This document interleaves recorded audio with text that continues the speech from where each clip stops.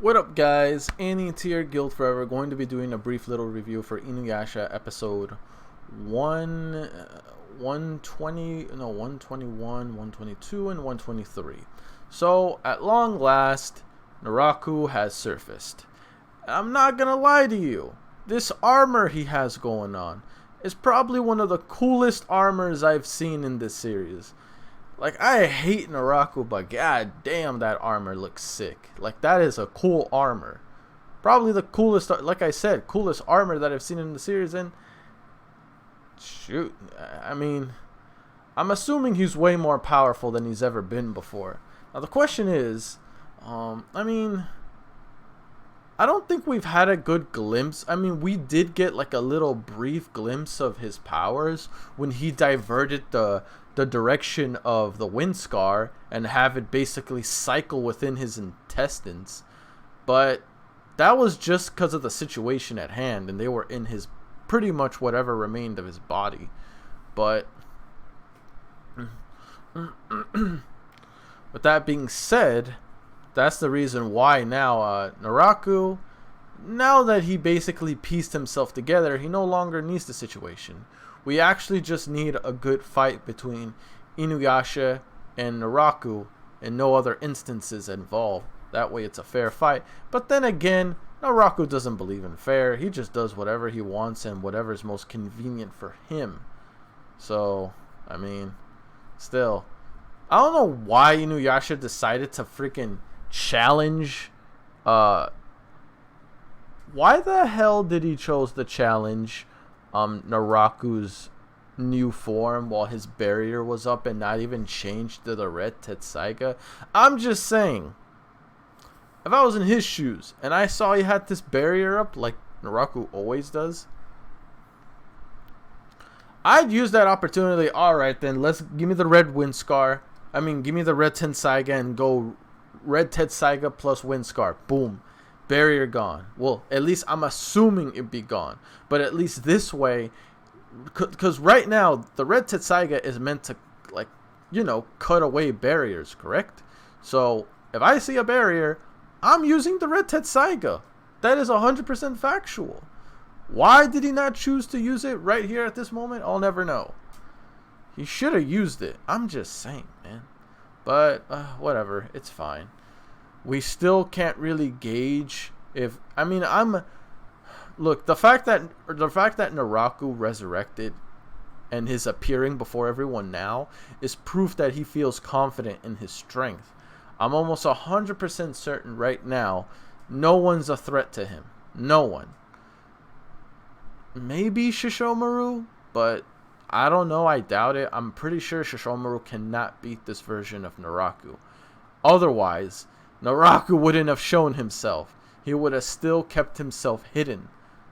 He would, because as I stated before, and I'll state it several times if I need to, NARAKU never appears before anyone unless he is 100% certain he is going to win. If he's not 100% certain, he will not surface. Bottom line. But we'll see what happens. The main thing that I want to find out is, can he go through with killing Kikyo this time? Because, as I stated in my reaction, I've heard him say this crap before. Oh, Kikyo, I'm going to kill you. Kikyo, I'm going to make sure I murder you this time. We've had this conversation before, pal, and you still couldn't do it. Let's see if he can actually go through with it this time. If he actually can, then yeah, there's nothing left. There's nothing lingering to his... There's nothing left that there's no trace of humanity left in him. Granted, he's still a half demon, but either way. Whew, man, things are getting dicey right now. Good thing they saved Koga. Other than that, right now, NARAKU is literally headed straight for Kikyo. Hopefully, like, Kikyo's fine, but I don't know, man. Kikyo, I recommend you staying away. You're no match for this thing. I don't think anyone's a match for him right now. He feels virtually invincible at this point. Again, I don't know the full extent of his abilities, but I'm just saying based on looking. He just looks like he's not someone you want to trifle with. And other than that, we also went through the battle between Inuyasha and Banryu. It was actually a pretty good fight. I'm not gonna lie to you. Out of all the fights I've seen for Inuyasha, Banryu versus Inuyasha. Wait, would that be my favorite?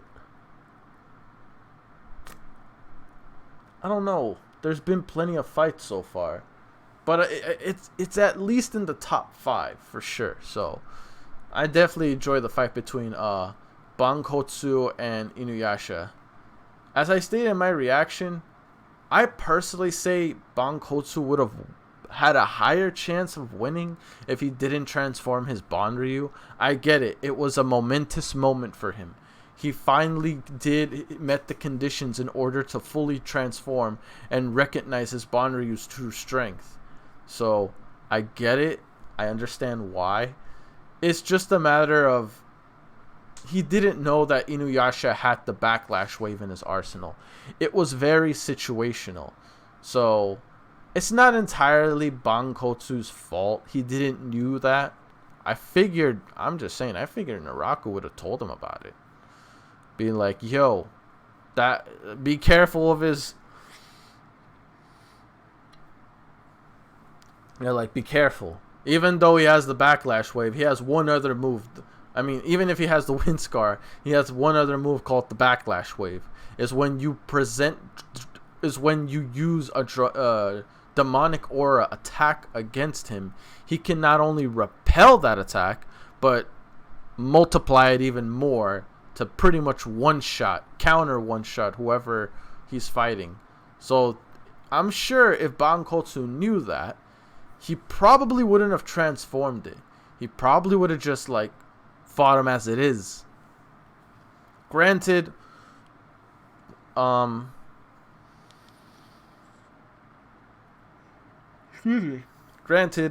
I personally think that even without the power up, I also remembered Inuyasha snuffed out a good 5 jewel shards out of Bankotsu. So eventually he would have wore him down to where he was utterly pathetic. He could not fight him anymore. Take the jewel shards from his Banryu as well, and that's all they have it. He wouldn't be able to stand up against Inuyasha. It would have been a GG. 1 wind scar and that's it. Done. Like Christmas dinner. But it is what it is.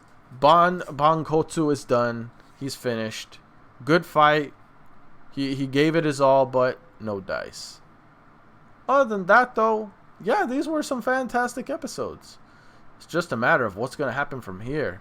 Because again, Kikyo, you're on this man's bucket list, and he's aiming to clear this part of his list. And trust me, he's got who's on this list too? Miroku, Sango, Miroku,